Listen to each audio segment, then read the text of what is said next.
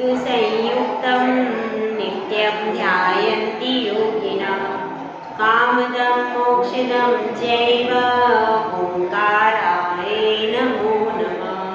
पंच परमेश्वरी भगवान की परम पूज्याचे श्री आदि सागर जी महाराज की परम पूज्याचे श्री मावी कीर्ति महाराज की परम पूज्याचे श्री विमल सागर महाराज की परम पूज्याचे श्री तपस्वी सम्राट सन्मति सागर महाराज की परम पूज्याचे गुरु सुंदर सागर महाराज की समय विश्व धर्म की जितवाणी माता की जय हरिका माँ सुनवती माता जी की जय, हरिका संघ की जय।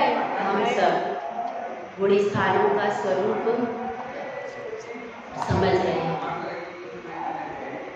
पहले गुण स्थान के बारे में हमने जाना कि जिस गुण स्थान में यह जीव मिथ्यात्व सहित होता है वह कौन सा गुण स्थान है? मिथ्यात्व गुण स्थान। उसके बाद साधारण गुण स्थान है जो कि चतुर्थ गुण स्थान से उतरते समय बनता है। तीसरे नंबर पर गुण स्थान है सम्यक मिथ्यात्व जो कि चढ़ते समय भी बनता है और उतरते समय भी बनता है। तो अब इसमें पहले से वह जीव कुमार कहाँ आया था? तीसरे आया था कि नहीं? तो अब इसके बाद हमने कल चतुर्थ गुण स्थान का स्वरूप समझा। चतुर्थ गुण स्थान वर्ती जीव की प्रवृत्ति कैसी होती है इसको थोड़ा सा अपन समझे शास्त्रों के माध्यम से। जो जीव चतुर्थ गुण स्थान वर्ती होता है उसके लिए कथन आया है पंच गुरु चरण शरणा। पंच परमेश्वरी की भक्ति में लीन रहता। पंच परमेश्वरी के अतिरिक्त और कहीं भी जो सिर को नहीं झुकाता है, कहीं भी मिथ्या आयतनों में जाता नहीं है। वह कौन है? चतुर्थ गुण स्थान वर्ती सम्यक दृष्टि जीव। तो यहाँ पर अपन ने उसके स्वरूप को समझा था। चतुर्थ गुण स्थान वर्ती जीव है, उसके पास क्या क्या नहीं है? उसके पास मिथ्यात्व का या तो उपशम है या उसका उद्याभावी क्षय है अथवा पूर्ण क्षय। तीन प्रकार की स्थितियां उसकी हो सकती। किसकी? चतुर्थ गुण स्थान वर्ती। क्योंकि तीन प्रकार के सम्यक दर्शन के बारे में मैंने आपको कल बताया था, उपशम, क्षय और क्षयोपशम। इसमें से सबसे पहले अपन क्षय सम्यक दर्शन के बारे में थोड़ा सा समझ लेते हैं। सबसे उत्कृष्ट सम्यक दर्शन कौन सा है? क्षय सम्यक दर्शन, जो केवल केवली शुद्ध केवली के पादमूल में ही होता है। और एक बार क्षय सम्यक दर्शन प्राप्त हो जाए तो वह जीव 4 भव से ज्यादा संसार में नहीं रहता। सबसे कम काल किसका है? संसार में परिभ्रमण में सबसे कम काल किसका है? क्षय सम्यक दर्शन का। वह जीव नियम से 4 भव में मोक्ष चला जाता है। कैसे चला जाता है? यदि उसने पहले किसी कोटि आयु का बंध कर दिया तो क्षय सम्यक दृष्टि जीव उस कोटि आयु में जाएगा। क्यों? क्योंकि उसने पहले बंध कर दिया। तो मिथ्यात्व अवस्था में कोटि आयु जैसे श्रेणी का है, उसने मिथ्यात्व अवस्था में कोटि आयु का बंध कर लिया, इसलिए वह कहाँ गया? नरक में। ठीक है। उसके बाद और जिसने किसी भी आयु का बंध नहीं किया वह कहाँ जाएगा? नियम से स्वर्ग में वैमानिक देवों में ही जाएगा और कहीं पर भी नहीं जाएगा। तीसरा प्रकरण क्या है कि उस जीव ने त्रियक्षाय का पहले बंद कर लिया। किसने? क्षय सम्यक दृष्टि से पहले मिथ्यावस्था में त्रियक्षाय का बंद कर लिया। तो अब क्या होगा? तो वह भोग भूमि का त्रियंश बनेगा। यदि मनुष्याय का पूर्व में बंद कर लिया तो क्या बनेगा? भोग भूमि का मनुष्य बनेगा। ठीक है।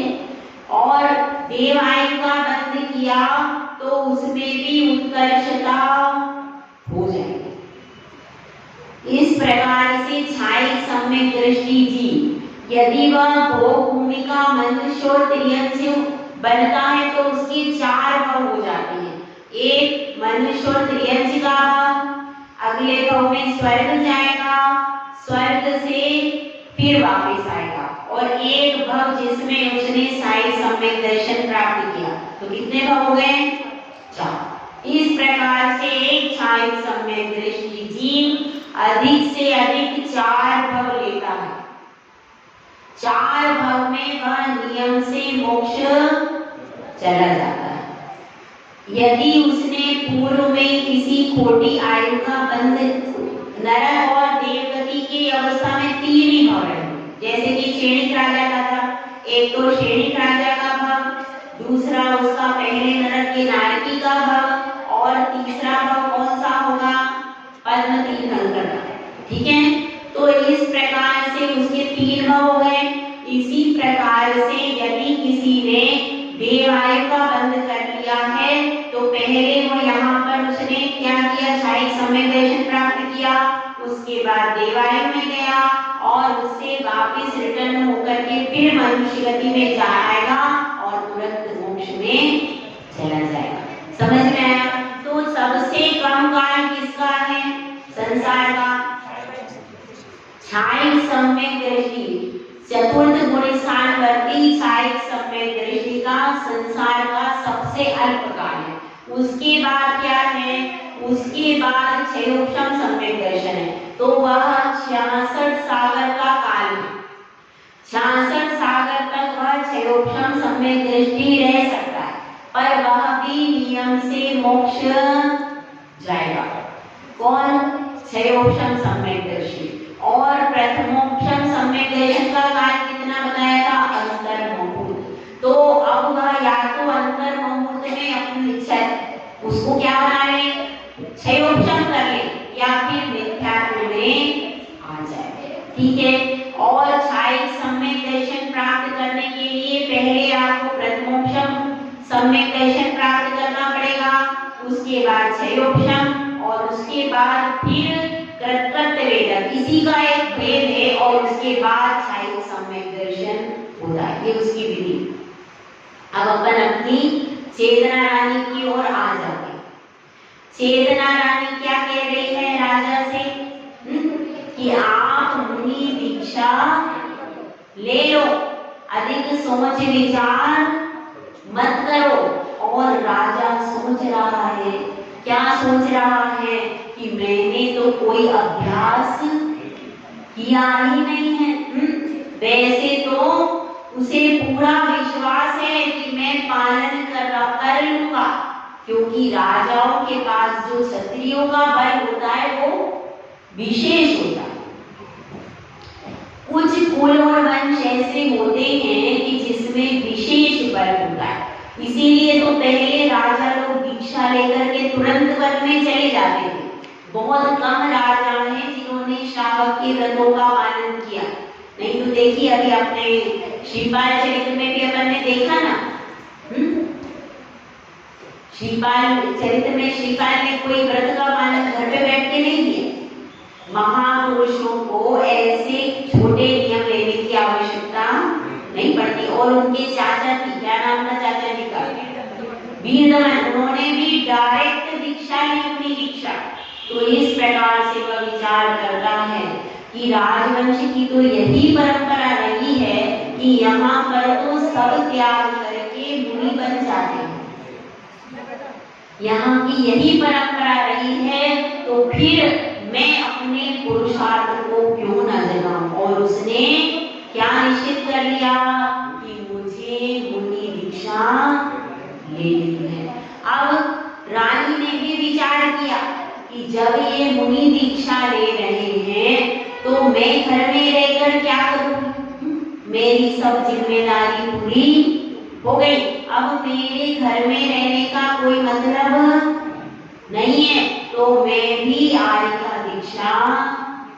ले लूं। जब ये मुनि दीक्षा लेंगे उस समय जो वहां पर माता जी है 5वें गुलिस्तान लगती, उन माता जी के पास में जाकर के मैं भी आर्य का दीक्षा ले लूं। ऐसा उसने भी विचार किया। अब सब परिवार के लोग साथ में बैठे विचार कर रहे, अपना निर्णय चेतन राजा ने अपने पूरे परिवार के सदस्यों को सुनाया। उसके परिवार में कौन थे, उनके बेटे थे और दूसरी रानियां थी और कौन था, और उनके परिवार में और भी जो सेनापति मंत्री आदि सबको कह दिया। क्या कह दिया कि मैं अब दीक्षा लेने जा रहा हूं और मैं मुनि दीक्षा ग्रहण करूंगा, तो आप लोग भी अपनी शक्ति के अनुसार व्रत धारण करो। क्या आदेश दिया? सब लोग अपनी शक्ति के अनुसार कुछ ना कुछ व्रत नियम लिए बिना यहाँ से जाना नहीं। तो फिर क्या हुआ? तो फिर ज्ञान कुमार और दर्शन कुमार, ठीक है, दोनों राजकुमारों ने कहा कि हम श्रावक के व्रत ग्रहण करेंगे। तो वे दोनों किसके लिए तैयार हुए? श्रावक के जो व्रत होते हैं उनका पालन करने के लिए तैयार हुए। और उनकी जो दोनों रानियां थी, प्रज्ञा और दर्शना, जो दो वधुएं थी, उन्होंने भी यह कह दिया कि हम भी श्रावक के प्रतिमा आदि व्रत धारण करेंगे। तो इस तरह से सबका निर्णय हो गया। मंत्री और सेनापति ने भी कहा, मंत्री ने कहा कि हम क्षुल्लक दीक्षा लेंगे। कौन सी दीक्षा लेंगे? क्षुल्लक दीक्षा लेंगे।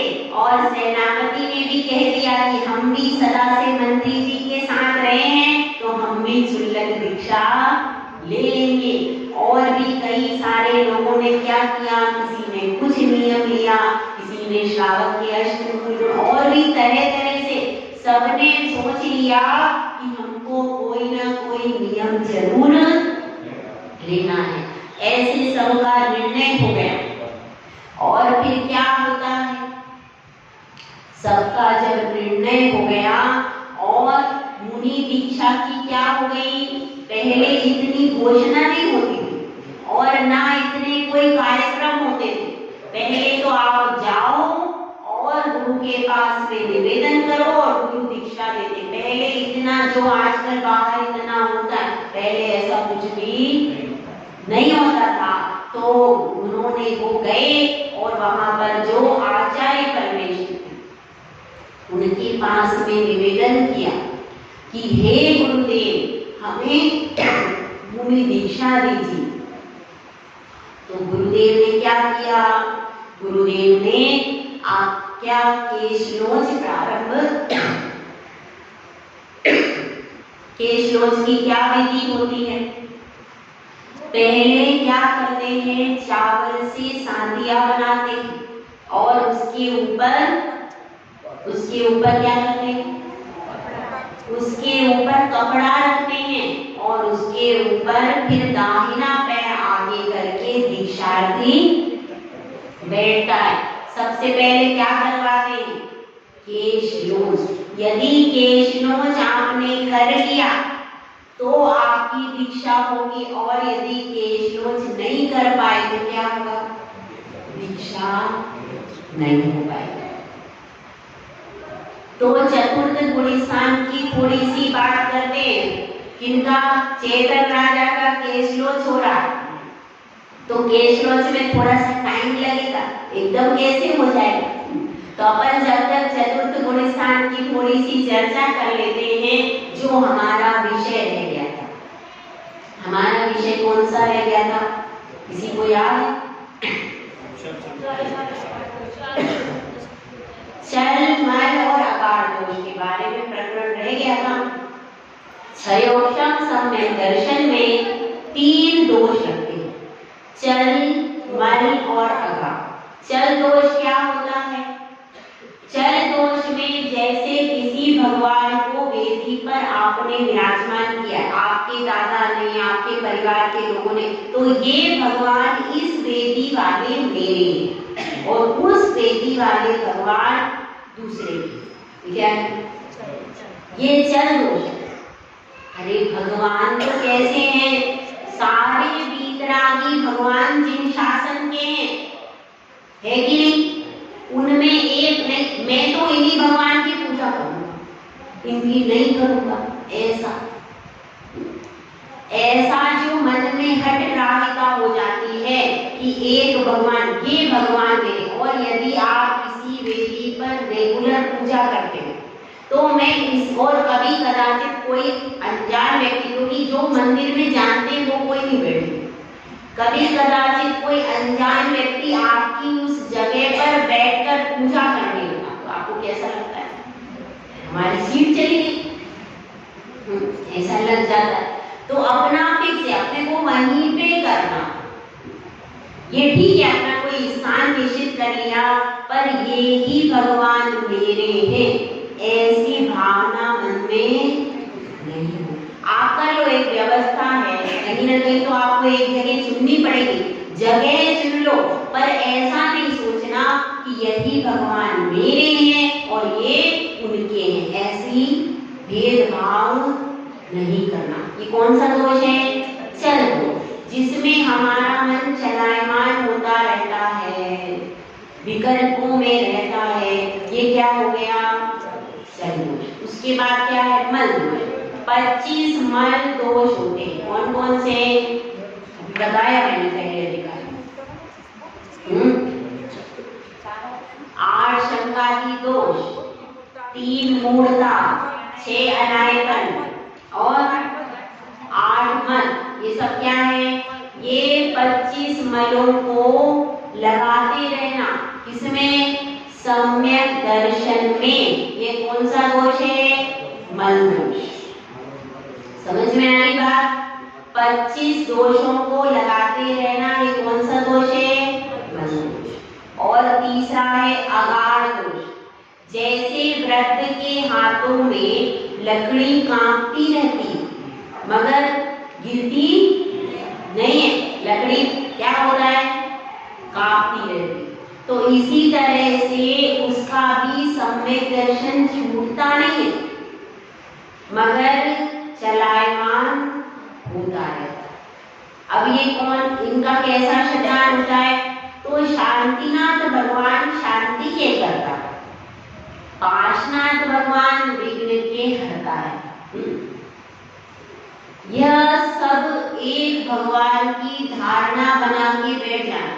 जैसे कि आप लोगों में परंपरा, सभी जगह जाता है परंपरा कि अगर किसी का मरण हो जाता है, किसी का मरण हो जाता है, उसके बाद शांतिनाथ विधान करना चाहिए। ये यहाँ पे परंपरा, कहीं कहीं परंपरा कि अगर शांतिनाथ विधान ही करना चाहिए और शांति पाठ ही करना चाहिए। शांतिनाथ विधान करेंगे तभी शांति मिलेगी। अगर किसी दूसरे विधान को कर लिया तो शांति नहीं। ये मान्यता गलत है।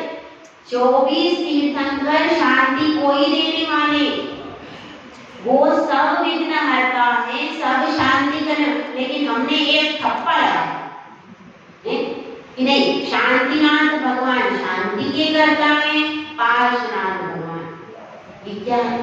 अनंत गुणों के स्वामी भगवान है, वे सब अनंत शक्ति के धारक हैं। हम इसमें क्या है? हमारे मन में वीतरागता के प्रति विकल्प चालू हो गया। भगवान के एक गुण को लेकर के बैठ जा और एक ही तीर्थंकर को मानना। हर तीर्थंकर के प्रति क्या मान्यता रख लेना कि ये तीर्थंकर ऐसा करने वाले, ये तीर्थंकर ऐसा करने वाले। ये कौन सा दोष हो गया? अगाढ़ दोष। जबकि सब में समान शक्ति है। आप अपनी परिणाम और अपनी भावना के अनुसार फल प्राप्त करते हैं। उसमें तो तीर्थंकर तो सब समान है, उनमें कोई भेद प्रभेद नहीं है। ऐसा नहीं है कि महावीर भगवान में शांति प्रदान करने की शक्ति नहीं, ऐसा नहीं है। लेकिन हम क्या करेंगे, शांतिनाथ भगवान शांति के करता है। तो उस धारणा को नहीं बनाना, ये सोचना कि 24 तीर्थंकर सब शांति को करने वाले हैं, उस किसी भी एक के प्रति जो हमारा ये क्या होता है, श्रद्धा चलायमान हो जाता है। इसको क्या कहते हैं, अगाढ़ दोष। समझ में आएगा?